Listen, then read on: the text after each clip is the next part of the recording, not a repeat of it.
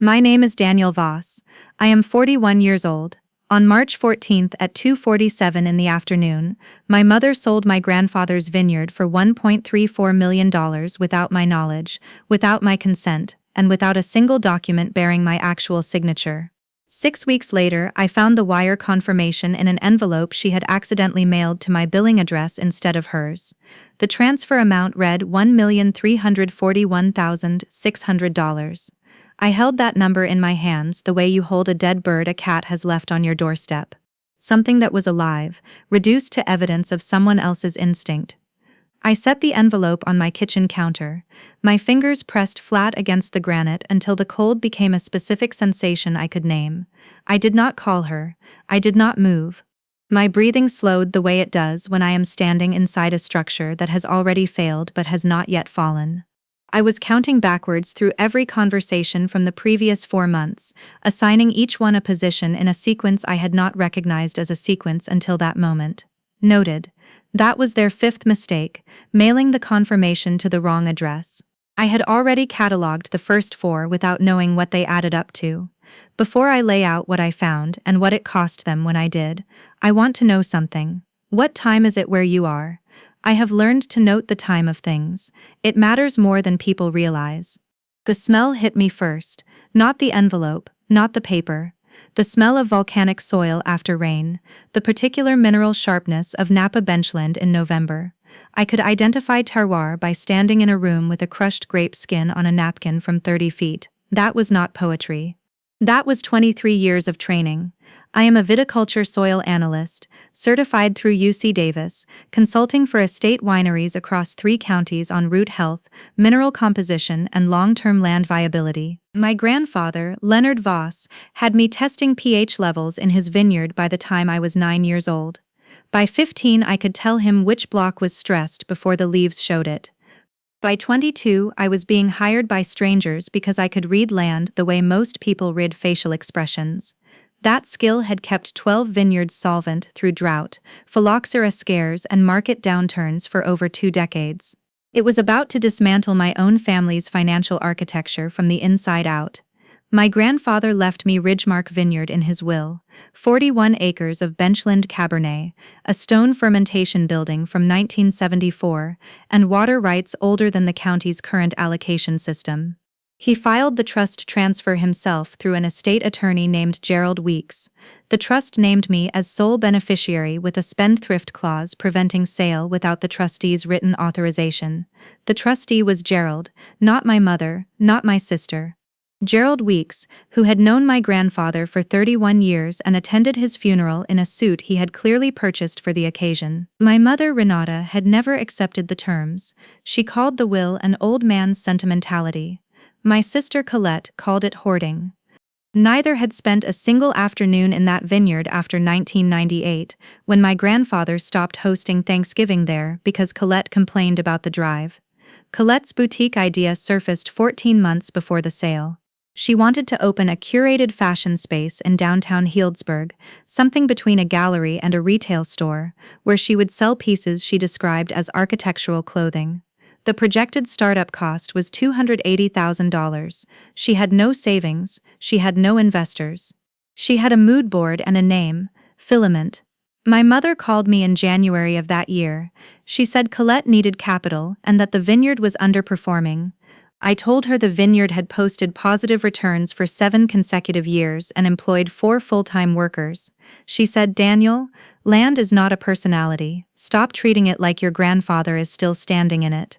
I offered Colette $15,000 toward a business plan and lease deposit, contingent on a reviewed financial projection. Colette said I was patronizing her. My mother said I was hoarding again. The conversation ended when Renata told me that generosity required sacrifice, and I clearly found sacrifice beneath me. 3 months of silence followed. Then the invitations arrived for Filament's grand opening. The irony beat here is precise, and I cannot avoid it. I spent my professional life identifying invisible stress in living systems, finding the moment soil chemistry shifted before a vine showed damage, reading what was happening underground while the surface remained green and intact. I was living inside a collapsing root structure and testing everyone else's soil. The signs were in front of me for months. My mother's sudden calm, Colette's confidence without a funding source, the way Gerald's office stopped returning my quarterly calls. I noted each one separately and never assembled them into a single conclusion because the conclusion required me to believe my mother was capable of forgery. I chose not to believe it. Until the envelope. Then I found something else. The wire confirmation listed the receiving institution as Pacific West Credit Union, an institution my mother had used for decades, but the originating account was listed as Ridgemark Vineyard Trust, account ending 4471. I had never authorized a disbursement from that account. Gerald Weeks was the only person with signatory authority besides me. I called Gerald's office the next morning. His receptionist told me Gerald had suffered a stroke 11 months earlier and was in residential care. His practice had been absorbed by a firm called Kessler and Pratt. I asked who had managed the Ridgemark Trust during the transition. She transferred me to a paralegal who told me the trust file had been closed after a transfer authorization was processed. She read me the date. It was 6 days after Gerald's stroke. My hands were holding the phone with a pressure I could feel in my wrists. I asked her to send me the authorization document. She said she would need trustee approval. I told her I was the beneficiary. She said the file showed a successor trustee had been appointed. The name she read was Renata Voss. I did not speak for 11 seconds. I know because I was staring at the clock on my office wall, watching the second hand move while something inside me reorganized itself without my permission. Cold, perfectly still. I was already mapping the document chain backwards from the wire to the appointment to Gerald's incapacity. My mother had appointed herself trustee of my trust while the actual trustee lay in a hospital unable to object. Then I found something else. The successor trustee appointment required a certification that the original trustee was unable to serve. The document filed with the surrogate court bore a physician's letterhead confirming Gerald's incapacity. I called the physician's office. The doctor confirmed he had treated Gerald but stated he had never issued a letter to any party regarding Gerald's legal capacity. His office had received no request. The letterhead was correct. The signature was not his. The document was almost perfect. The font matched. The address matched. The medical license number was accurate, but the physician's middle initial was wrong. The letter read, Dr. Thomas R. Kaplan. His actual name was Thomas J. Kaplan. I knew this because I had seen his name on a wall plaque in his waiting room 3 years earlier when I accompanied Gerald to a routine appointment. One letter, that single wrong initial meant someone had pulled his name from a directory listing that abbreviated incorrectly, not from an actual relationship with his office. Only someone who had been in that waiting room would have caught it. Only someone trained to read documents the way I read soil reports, checking not whether the surface looked healthy but whether the composition underneath supported what was being claimed. Then I found something else. The sale itself had been executed through a private broker, not a listed transaction. The buyer was a hospitality group called Linden Collective. Their purchase agreement referenced a clean title transfer and included a clause indemnifying the seller against future claims from third parties. My mother had specifically negotiated protection against me. She had written my objection into the contract before I knew there was anything to object to. I traced Linden Collective's registration. It was incorporated 4 months before the sale closed. Its registered agent was a woman named Diane Price. Diane Price was Colette's college roommate. Then I found something else. The $1.34 million did not go entirely to my mother. Wire records showed $282,000 transferred to Filament LLC on the same day. Another $94,000 went to a contractor renovating the Healdsburg storefront. $67,000 went to an interior design firm. The total outflow to Colette's boutique from my Vineyard sale was $443,000 in the first 30 days alone. My mother kept the rest in the Pacific West account where transfers continued in smaller amounts over 6 weeks. This was not a mother making a desperate decision. This was a planned liquidation executed over months, beginning before Gerald's stroke had even been publicly known. The physician's letter, the successor appointment, the private buyer, the indemnification clause, the LLC registration through Colette's friend. Each step preceded the next by exactly the interval needed to avoid triggering institutional review. I assembled everything into a case file the way I would assemble a Vineyard health assessment, layer by layer, source verified against source. Every document photographed, every timestamp recorded, every phone call logged with duration and content. I hired an attorney named Marcus Okafor, who specialized in trust litigation and fiduciary fraud. Marcus reviewed the file in silence for 40 minutes, then looked up and said, "Your mother built this like someone who had done it before." I asked what he meant. He said the indemnification clause was unusually sophisticated for a private family transaction. He had seen it only in cases where the seller anticipated legal challenge from inception. Either someone advised her with full knowledge of the fraud, or she had experience structuring transactions designed to survive scrutiny. That observation opened a door I had not considered. I pulled my grandfather's earlier estate records. Before the trust was created, Leonard had owned a smaller parcel adjacent to Ridgemark. That parcel had been sold in 2011. The proceeds were supposed to fund my grandfather's care facility. I had never questioned it because my mother handled his finances during his final years. Marcus subpoenaed the 2011 closing documents. The sale price was $410,000.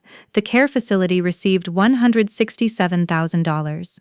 The remaining $243,000 was deposited into an account I had never seen, jointly held by Renata and Colette. My grandfather's own money had funded Colette's first failed venture, a jewelry line that lasted 8 months in 2012. This was not the first time. Ridgemark was the largest theft. It was not the oldest. I spent 3 weeks verifying every connection. Marcus filed a petition to void the successor trustee appointment, void the sale, and freeze remaining proceeds. We included Gerald Weeks' actual estate attorney, who provided a sworn statement that Gerald had never designated a successor and that the trust instrument required court appointment, not self-designation. The hearing was set for a Tuesday morning. But before that, I had Philemon's opening to attend. The boutique occupied a converted stone building on Healdsburg's main street, exposed beam ceiling, concrete floors polished to mirror finish, clothing hung on brass fixtures spaced like sculptures in a gallery. A champagne bar ran along one wall. My mother had invited 63 people. I knew because Colette had accidentally included me on the email chain confirming the catering headcount. I attended because my absence would have been narrated as jealousy. My presence, silent and documented, would become evidence that I had been publicly thanked for a contribution I never made. My mother saw me enter and crossed the room with a glass already extended. She kissed my cheek and said, "I'm glad you came. Family should celebrate together." Colette appeared in a white silk dress that cost more than my Vineyard cruise monthly insurance premium. She took my hands and said, "Isn't it beautiful? Mom made this happen." I said congratulations. Nothing else. My mother watched my face for 3 seconds longer than casual observation would explain. At 8 o'clock, Colette stood on a raised platform near the fitting area. She thanked her designer contacts, her contractor, her mother. Then she said, "And of course our family's vineyard made all of this possible. Some things are meant to become something new." My mother raised her glass toward me. Several guests turned. A woman I did not know said, "It must feel wonderful to support your sister like this." I set my untouched champagne on the nearest surface. I walked to where my mother stood. I spoke quietly enough that only she and the 3 people nearest us could hear. "The letter arrives Thursday," I said. "Read it before you call me." Her smile did not disappear. It hardened, she said. "Daniel, this is not the place." I was already walking toward the door. Thursday's mail brought my mother the filed petition, the voided appointment motion, the asset freeze request, and my letter. The letter was 4 paragraphs. It stated that the vineyard sale was void, that the trustee appointment was fraudulent, that the physician's letter was forged, and that every dollar traceable to the sale was subject to recovery.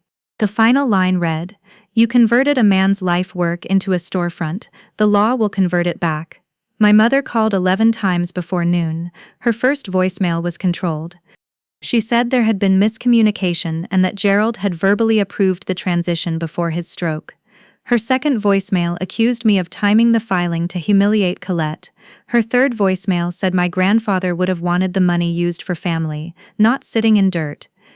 Her fourth voicemail was 7 seconds of silence followed by, "You are making a mistake you cannot undo." I listened to each one. I did not return any. Marcus arranged the formal confrontation at his firm's conference room, glass-walled, with a recording disclosure signed by all parties. My mother arrived in a charcoal suit I had never seen. Colette arrived late, carrying a folder she placed on the table as though it contained something important. My mother spoke first. She said Gerald had indicated informally that she could manage the trust if something happened. Marcus asked for documentation. She said it was verbal. He placed the trust instrument on the table, highlighting the clause requiring court appointment. She said the clause was a formality Gerald never intended to enforce. Marcus placed the forged physician letter beside Dr. Kaplan's sworn denial. My mother said there must have been a miscommunication with the medical office. Marcus placed the incorrect middle initial beside the doctor's actual credentials. My mother said nothing. Colette opened her folder. Inside was a single printout showing her business plan projections. She said the boutique was generating revenue, and that forcing its closure would harm employees who had nothing to do with the family dispute.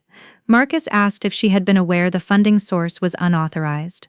She said her mother had told her the Vineyard sale was Daniel's idea.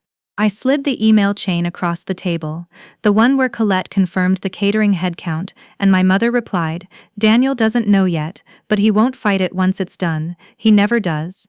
Colette read it, and placed both hands flat on the table. My mother tried one more approach. She turned to me and said, "Your grandfather loved this family. He would not want attorneys in this room." I looked at her. I spoke once, quietly, into the silence that followed. "You did not sell my vineyard because you loved this family. You sold it because you believed my silence was a resource you could spend." I did not say another word for the rest of the meeting. Gerald Weeks' former partner, Arthur Mandelbaum, appeared by video at Marcus's request. He confirmed that Gerald had never discussed successor appointment with Renata, that the trust required judicial process, and that he had attempted to contact my mother after Gerald's stroke but received no response. His testimony made my mother's claim of verbal authorization structurally impossible. Arthur had been Gerald's closest professional associate for 28 years. If verbal authorization existed, Arthur would have known. The court voided the trustee appointment within 3 weeks. The sale was declared voidable due to lack of authority. Linden Collective, upon learning the title was compromised, entered negotiations to unwind the transaction rather than litigate. Their attorney confirmed Diane Price had been told the sale was fully authorized by all family members. Diane submitted a written statement confirming Colette had assured her personally that I had approved. Colette denied this for 2 weeks. Then Diane produced text messages. Colette stopped returning calls. The asset freeze preserved $614,000 of the original proceeds. The remaining $727,000 had been spent, primarily on Filament's build-out, my mother's personal debts, and a luxury trip to Portugal that Colette took 3 days after the wire cleared. Ridgemark's title was restored to the trust with a court-appointed successor trustee. I chose Arthur Mandelbaum. The vineyard had lost 1 growing season of planned development, but the vines were intact. My crew had been paid through the transition by Linden Collective, who had operated in good faith. I retained every employee and added a bonus for the disruption. My mother was required to make restitution of $412,000, representing funds she personally controlled and spent. She sold her home in Windsor. The sale netted $389,000 after mortgage. The remaining $23,000 came from her retirement account. She moved into a rental duplex 11 miles from where she had hosted Christmas for 19 years. Colette's boutique did not close immediately. It closed in stages. The asset freeze prevented her from restocking inventory purchased with traced funds. Suppliers demanded payment on existing orders. The landlord, informed of the litigation, declined to extend the lease past its initial term. Filament closed permanently 14 weeks after opening. Colette owed $91,000 in personal guarantees and entered a repayment arrangement that would follow her for 6 years. The district attorney's office reviewed the forged physician letter and the fraudulent trustee appointment. My mother accepted a plea to 1 count of forgery and 1 count of fiduciary fraud. She received 2 years of supervised probation, 400 hours of community service, and a permanent prohibition on serving as trustee or fiduciary for any person. Diane Price severed her friendship with Colette after the text messages became part of the public record. Colette's social media, once filled with boutique aesthetics and opening night photos, went quiet for months. When she returned online, she posted about accountability and growth without ever naming what had happened. The comments filled in what she left out. Devin, who had been Colette's partner through the boutique planning, ended their relationship after learning about the text messages to Diane. He told a mutual friend that he could not distinguish between what Colette had told him and what she had constructed for him to believe. The distinction mattered to him. It should have mattered to her. My mother requested a private conversation 6 months after sentencing. I agreed to meet at Marcus's office with the door open. She sat across from me and said she had spent her life believing my grandfather's preference for me was a judgment against her. She said selling the vineyard felt like correcting an imbalance she had carried for decades. She did not cry. She spoke in the flat voice of someone who has rehearsed honesty until it no longer feels dangerous. I told her that understanding her motive changed nothing about her method. She had forged a doctor's name. She had exploited a sick man's absence. She had spent my inheritance while I stood in a room being thanked for giving it willingly. Understanding why did not rebuild what was destroyed. She nodded. We did not speak again for 4 months. Arthur Mandelbaum administered the trust with the precision Gerald would have demanded. I restructured Ridgemark's operations, accelerated the soil restoration program I had postponed during the years of family pressure, and hired a second full-time analyst to manage the blocks I had been testing alone. The apprenticeship I had planned for years, a paid residency for young viticulturists from underrepresented communities, launched the following spring. I named it the Leonard Voss Soil Fellowship. 6 applicants arrived that first season. They learned to read land the way my grandfather taught me. By pressing their hands into it, by trusting what the numbers said more than what the surface showed. I changed the trust's structure to require dual authorization for any transaction above $500. I revoked every emergency access my mother had ever held. I installed a system where care was protected by architecture, not assumption. On a Tuesday evening 11 months after the court restored my title, I sat at my grandfather's old writing desk in the fermentation building. The building smelled of oak and mineral and the faint tartness of a Cabernet clone he had planted in 1982. I opened a fresh notebook and wrote a number at the top of the first page. $1,341,600. Below it I wrote what that number now represented. Not what was taken, what remained. 41 acres. 4 employees, 6 fellows, 7 consecutive profitable harvests before the interruption, and now the 8th underway. A conservation easement ensuring the land could never be sold for development. A trust structure no single family member could breach alone. The number had not changed.